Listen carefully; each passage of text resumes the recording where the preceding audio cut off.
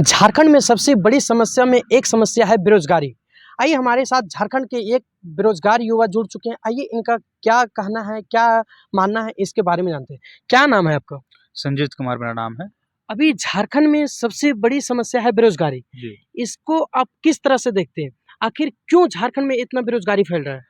देखिए, झारखंड एक शुरू से जब से झारखंड बना है तब से एक पिछड़ा राज्य रहा है और इसका सारा श्रेय जाता है 100 में 100% श्रेय जाता है यहाँ के नेताओं।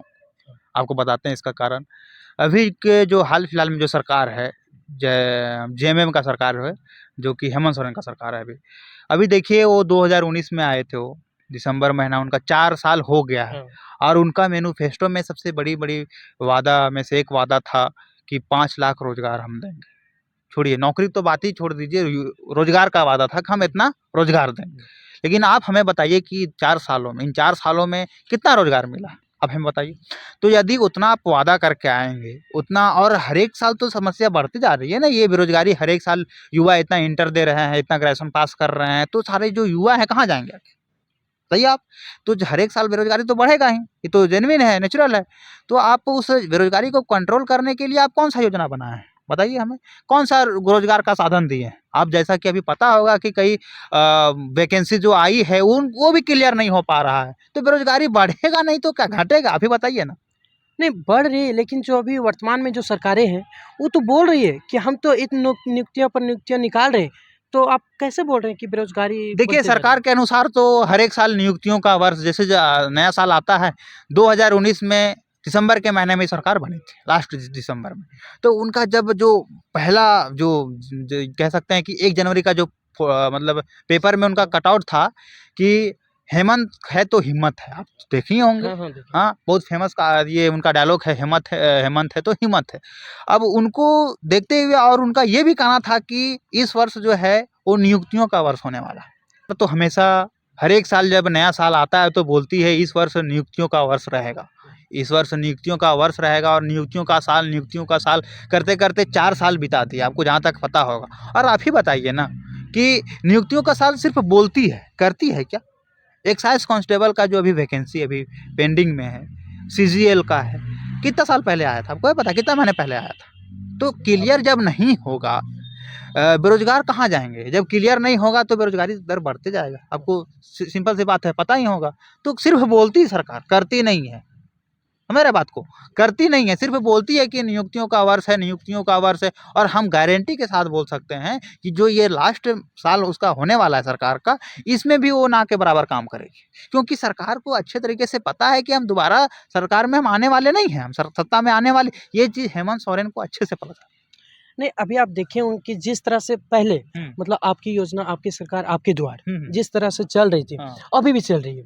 तीसरी चरण शायद हाँ, चल रही है बिल्कुल, और बिल्कुल। अब देख सकते हैं कि हर जगह हुँ। मतलब पहले जिस तरह से बोले थे कि हम देंगे या जो भी फील्ड में अपना हाँ, कार्य हाँ। करने के लिए वो देते थे। नहीं, आप ये आप सिर्फ़ सुनिएगा, हाँ। सुनिए 1 मिनट। तो अभी भी देख सकते हैं, हुँ। अभी भी जो योजना चल रही है उसमें भी हज़ारीबाग हो, हुँ। गिरिडीह हो, हुँ। बहुत सारे ज़िले जो 24 ज़िले में अधिकतर ज़िले में गए चल हैं रहा है ये। और सब ज़िले में चल रहे हैं। हुँ। लेकिन अभी आप देखे होंगे कि जा कर हुँ। नियुक्तियाँ दे रही है, कुछ नियुक्तियाँ दे रही है, कुछ मतलब जो रोज़ लोन अपनी जैसे सरकारी जॉब ही नहीं करना। हुँ। जैसे आप हो गया, जैसे पहले बोले थे कि सुअर, मुर्गी पालन इस तरह सुने होंगे। हाँ। लेकिन अभी तो अबर जो चल रहा था उसमें भैंस भी पालने का बात आया। देखिए, तो अभी जो है ना, तो ये इस इसमें पे बकरी-वकरी भी बँटा रहा हाँ, था। हर ब्लॉक वगैरह में बकरी तो क्या बाँटा जा रहा था। इससे रोज़गार हमारे जो बेरोज़गारी है उससे कमेगी या फिर इससे भी बढ़ेगी? चलिए, आप सिंपल सा बात कहना हाँ। चाहते हैं। इसका एग्ज़ाम्पल सिंपल सा है, आप बकरी चराइएगा? नहीं, नहीं, ऐसा तो कोई चाहेगा नहीं। जैसे हाँ, देखिए तो जब आप बकरी नहीं चराइएगा, भैंस चराइएगा?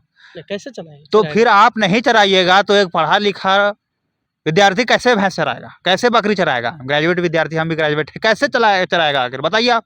थोड़ा-सा एग्ज़ाम्पल दीजिए ना आप जवाब। तो ये जो टारगेट जो सीधा-साधा किससे कैसे बताइएगा? जैसे सरकार को भी पता चलना चाहिए कि देखिए, आजकल के जो सरकार युवा सीधा है। बात में हम कहना हाँ, चाहेंगे सरकार को, सरकार सिर्फ़ जुमलाबाज़ी करती है, सरकार काम नहीं करती है और ये एक्सेप्ट करना पड़ेगा सरकार को और सब पूरा विरोध है, पूरा आक्रोश है विद्यार्थियों के अंदर। देखिए अपोज़िशन पार्टी वालों ने सिर्फ़ विद्यार्थियों का यूज़ किया है। कभी आंदोलन होता है तो आक्रामक भाषण देकर के मतलब भड़काऊ भाषण देकर के आंदोलन को रद्द किया जा रहा है, आपको ख़ैर पता ही होगा ये सब। तो कहीं कहीं न कहीं विद्यार्थियों का जो आंदोलन है वो सफल नहीं हो पा रहा है। काफ़ी बाधाएँ आ रही है वैकेंसियों में। अब कुछ दिन पहले 1932 खतियान का बाधा था, कुछ दिन उतना दिन ये मैटर चला। उसके बाद में 60-40 आया, हाँ, बात सही है? उसके बाद में कोर्ट में जाके मामला फँस जा रहा है। तो ये सारे जब देखें तो 4 साल इसी में बीत गया। कुछ रोज़गार नहीं मिला। आपको रियल बात बताते हैं। आप बता रहे हैं भैंस और बकरी। आपको सिंपल सी बात पूछ रहे हैं कि आप भैंस चराइएगा। अगर आप नहीं चराइएगा तो फिर एक पढ़ा-लिखा मतलब कैसे युवा चरा सकता है? विद्यार्थी कैसे चला सकता है? बताइए ना हमें। तो जैसे नहीं रोज़गार कुछ नहीं, रोज़गार के नाम पे सिर्फ़ ढकोसला किया जा रहा है, कोई रोज़गार नहीं वो मिल तो रहा। खुली और जो रोज़गार मिल रहा है, जो नियुक्तियाँ पत्र आप हाँ। बोल रहे हैं कि नियुक्तियाँ पत्र बढ़ रहा है, वो क्या हो रहा है बताते हैं? सिंपल सी बात। जो बड़े-बड़े कंपनियाँ हैं, वो सस्ते में मज़दूर को यहाँ से लिया जा रहा है, सस्ते में।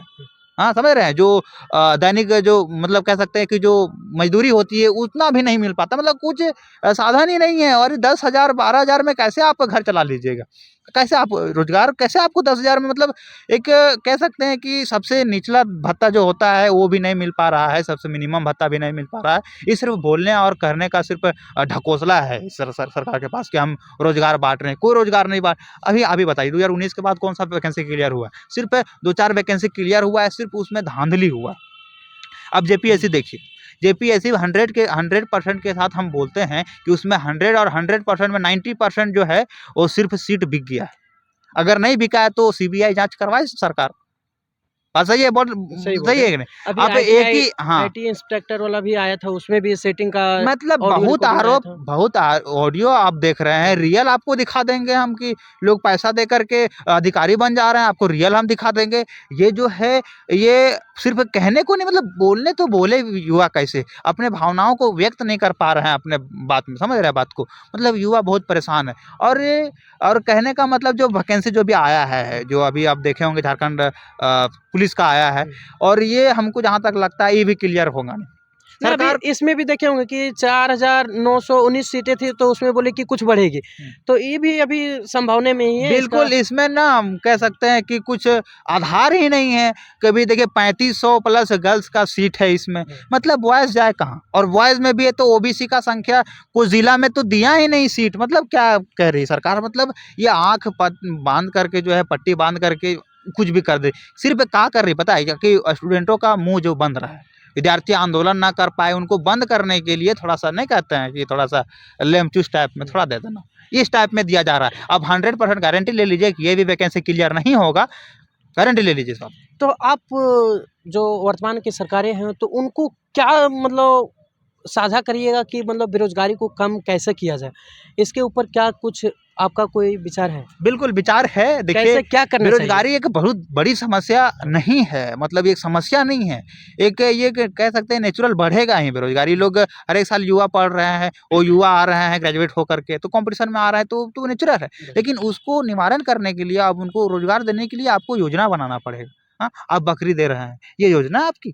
आप उसको स्किल्ड डेवलप कीजिए ना, आप ऐसा तो थोड़ी है कि सब नौकरी अधिकारी ही बनेंगे। ये तो बात हम भी एक्सेप्ट कर रहे हैं, युवाओं लोग भी तो एक्सेप्ट कर रहे इसकी हैं। वजह हमें से वो चलाए थे कि बोल जो पढ़े लिखे नहीं हैं उसके लिए लोन पास किया जा रहा है, कहाँ गाड़ी हो, ट्रैक्टर अरे ट्रैक्टर पढ़े वगैरह लिखे भी तो अभी पास करवाएँ। आप बिना पढ़े लिखे लोग की बात कर रहे हैं, ट्रैक्टर वो चलाएँगे। पढ़े लिखे लोग के लिए क्या कर रहे हैं आप? तो उसके लिए तो नियुक्तियाँ पर नियुक्तियाँ निकल रही, जिसमें आप कोई नियुक्ति दिखा रहे हैं कि बोल देखिए कि सभा में अपने आके देखे होंगे, हज़ारीबाग में भी आके दिए थे, नियुक्ति पत्र दिए वो थे। हज़ारीबाग में तो रुके ही नहीं ज़्यादा देर। यहाँ तो युवा लोग काफ़ी आक्रोशित हो दिख रहा था, ये यहाँ का युवा ख़ास करके। आपको पता है कि हज़ारीबाग एजुकेशनल कैपिटल है झारखंड का। हाँ, यहाँ सबसे अधिक युवा पढ़ता है आकर के, हर एक गाँव से आता है। यहाँ का युवा का आप हालात सुनिएगा तो आप विश्वास नहीं होगा कि ये युवा इस हालात में पढ़ता भी होगा, इस संघर्ष से जीता भी होगा। आपको मैं बता दूँ कि सब यहाँ 100 में 99% विद्यार्थी जो middle class, lower middle class family से आते हैं। और नौकरी मतलब होता क्या है बताते हैं? जिसके पास ना कोई साधन है, ना बिज़नेस करने का को मतलब कह सकते हैं कि पैसा रहेगा तब तो बिज़नेस होगा, स्टार्ट कैसे करें? सरकार तो लोन दे रही है नहीं, कुछ मतलब सरकार की तो बात ही हटा दे दी। अपने से कुछ स्टार्ट करने के लिए, स्टार्टअप करने के लिए पूँजी चाहिए, वो है हमारे अंदर क्या? वो गरीब विद्यार्थियों के मतलब पास है क्या? नहीं है। तो सिंपल सी बात है कि नहीं है तो वो नौकरी का साधन ढूँढते हैं कि हम नौकरी मिल जाए तो ताकि हमारा जीवन यापन चल पाए। नौकरी ऐसा नहीं कि नौकरी करोड़ों का मिल जा रहा है, सब नौकरी के पीछे भाग रहे हैं। नौकरी भी है तो जीवन निर्वहन के लिए ही सिर्फ़ है। आपको सोचना चाहिए इस बात को, और सरकार को भी सोचना चाहिए कि युवाओं के पास कोई साधन नहीं है और कोई मतलब क्या रिसोर्सेस ही नहीं है, तब जाकर के नौकरी का तैयारी करता है। मतलब लोअर मिडिल क्लास फैमिली जो है वो नौकरी का तैयारी करता है, और उनके साथ भी इस तरीके से हो रहा है, तो मतलब कहीं नहीं, मतलब बहुत बड़ी विडंबना है हमारे झारखंड के लिए। तो क्या लगती है कि 2024 में बदलाव होनी चाहिए या फिर देखिए, से हमें मेरा मानना है कि कोई भी सरकार आए, कोई भी काम नहीं करने वाली, मेरा मानना है। 2001 करीब मेरा काफ़ी दिनों से मैं सरकारों को देखता आ रहा हूँ। मैं पॉलिटिक्स में काफ़ी इंटरेस्ट है। मैं देखता आ रहा हूँ, कोई सरकार ढंग से काम नहीं करती है। सारे अपने पहले जेब भरती है। कोई भी सरकार देख लें आप, कोई भी सरकार ईमानदारी से काम करे। अरे जिस राज्य में सरकार जब ईमानदार हो, तो उस युवा जो उस राज्य में भटकेंगे इस तरीके रोज़गार के लिए, आपको पता है इस चीज़? नहीं? बिल्कुल नहीं। तो कहीं न कहीं सरकार जो है ईमानदारीपूर्वक काम नहीं करती, सिर्फ़ अपने जेब भरने में। और हेमंत सरकार को तो हमेशा पता है, मतलब 100% पता हो गया कि दोबारा सत्ता में नहीं आने वाली है। इसी वजह से वो इस तरीके से काम कर रहे हैं। ये चीज़ रियल बात है। तो अभी आप हमारे अभी क्योंकि देखें कि हम ये सही बात बता रहे हैं, हम किसी पॉलिटिशियन पार्टी से जुड़े हुए नहीं। हम एक बेरोज़गार युवा हैं, हमें पता है। हेमंत सोरेन आखिर जवाब तो दे सरकार, ये क्यों नहीं वैकेंसी निकाल रही? क्यों नहीं निकाल रही? बताइए ना। अब हेमंत सोरेन का अभी जो योजना जो दिखता है आपको पेपर में, हाँ। जो फर्स्ट पेपर में आता है, जितना उसमें इन्वेस्ट जा रहा है ना पूरा झारखंड का पैसा का, अगर उतना पैसा का रोज़गार दिया जा होता, तो अभी हम रोज़गार होते। आप ये चीज़ को एक्सेप्ट कीजिए। अभी देखें कि झारखंड के एक बेरोजगार युवा हमारे साथ जुड़े थे और देखें कि अपनी बातों को किस तरह से रखें। देखोगे कि जितने भी यहाँ जो बेरोजगार हैं वो कहीं न तो कहीं मिडिल फैमिली से आते हैं और कोई अपना जो पापा खेती गृहस्थी करते हैं धान वगैरह बेचकर और अपना पढ़ाई का पैसा पुराते हैं। उसके बाद क्या होता है कि जैसे कोई फॉर्म आया, वो पैसे से कहीं न कहीं कोई दूसरे सेट कर लिया जाता है और फिर से उसको रिजेक्ट कर दिया जाता है। सोचिए उस माँ-बाप का कैसा लगता होगा कि इतना मेहनत करने के बाद भी आज मेरा बेटा अपने दम पे कुछ नहीं कर पा रहा है और इस तरह से नहीं कर सकता है, तो बहुत बुरी लगता है। इस तरह से सरकार से विनती है कि इस तरह से बेरोज़गार को रोज़गार दिया जाए और अच्छे कामों के लिए प्रेरित किया जाए और ना कि अभी देखेंगे कि आया कि भैंस और ये सब पालने-उलने का ये सब सलाह मत दीजिए ताकि इस सब से लोगों का मन में बहुत आक्रोश आता है। चलिए इसी